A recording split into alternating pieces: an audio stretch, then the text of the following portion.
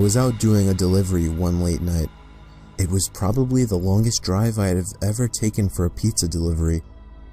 From the pizza place I worked at, it was a 20-minute drive, which isn't too crazy out where I live. Plus, they ordered 4 large pies, so I figured it was a party and I would get a much bigger tip.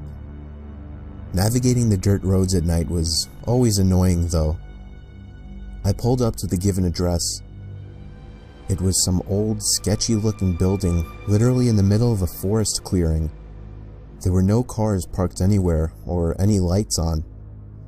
I put my car in park and called my boss. I asked him to reread the address at least 3 times to make sure I typed it in right, but that checked out. I could tell he was in a really bitchy mood, and he told me to at least knock on the door and check it out. He would normally get mad if we took back 1 pie, but I was afraid of what he would do if I brought back 4. I was insanely unnerved, but got out anyway and forced myself to the front door of the building. There was no doorbell, so I just knocked really hard.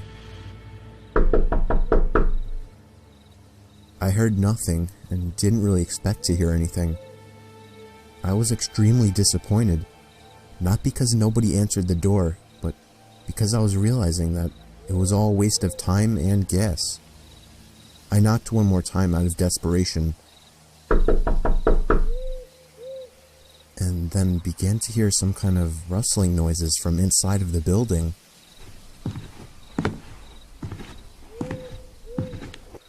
I knocked again and yelled that I was the pizza guy. There was silence now. I felt a bit more uncomfortable now than before. But before I could turn around, I noticed something at the window. There was someone looking through the window.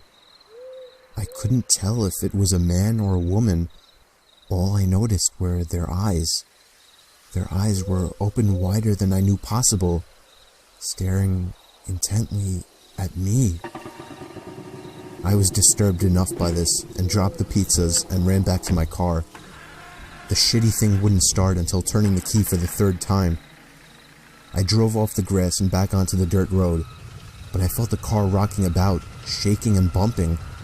Something wasn't right. I didn't make it far from the building before I started hearing a sharp scraping sound coming from outside. There was so much resistance that I couldn't even drive. The car came to a stop. I got out of the car to check what the hell was wrong. A chill ran up my spine as I began to feel like my heart was constantly skipping beats. My tires had been slashed and had completely fallen off the rim. Not just the front though. All 4 tires were slashed. I realized somebody did this when I was knocking on the door to that building. Instead of running, I got back in the car and locked the doors. I was so close to that building, I could practically see it from where I was, if it weren't for the trees blocking the view. I dialed 911 and explained everything to the operator. She told me the cops would be over as soon as possible and that I need to stay hidden. I asked her if it was advisable to stay in the car or run, and she told me it would be best to stay in the car with the door locked. She asked me to stay on the line with her until the cops arrived. My whole body was shaking. In all directions, there was nothing but dark, seemingly endless forest. I knew it would take forever for the cops to get there. I was not comfortable with sitting in that car so close to whoever did this. The next part, though, is what utterly destroyed me. It still shakes me to this day, and I hope nobody ever has to experience this kind of fear.